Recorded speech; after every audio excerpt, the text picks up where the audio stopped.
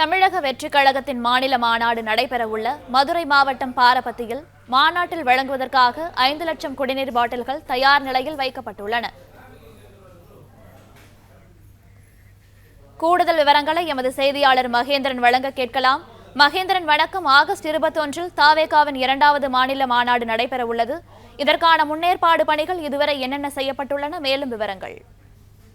தமிழக வெற்றிக் கழகத்தின் 2வது மாநில மாநாடு நடைபெறக்கூடிய மாநாட்டு திடலில் மட்டுமே 1,50,000 பேர் தொண்டர்கள் அமர்ந்து இந்த மாநாட்டை பார்ப்பதற்காக ஏற்பாடுகள் செய்யப்பட்டிருக்கிறது.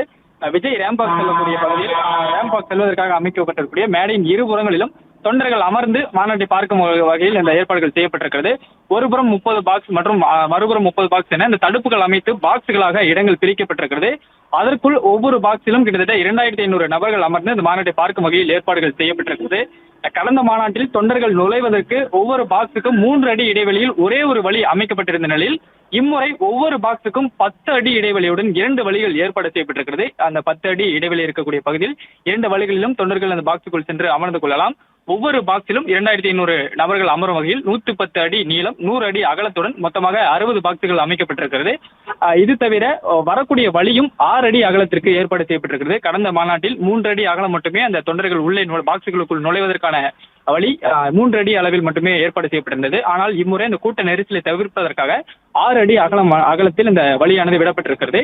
மேலும் நேற்றைய நாம் பார்த்திருந்தோம், இந்த குழாய்கள் மூலம் தண்ணீர்கள் ஒவ்வொரு பாக்ஸுக்குமே எடுத்து செல்லப்படுகிறது. அவர்கள் அதிலிருந்து டம்ளர்கள் மூலம் தண்ணீரை பிடித்து குடித்துக் கொள்ளலாம்.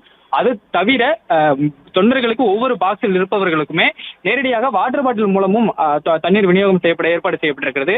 கிட்டத்தட்ட 5 லட்சம் வாட்டர் பாட்டில்கள் தற்பொழுது இந்த மாநாட்டு திடல் பகுதியில் இறக்கி வைக்கப்பட்டிருக்கிறது.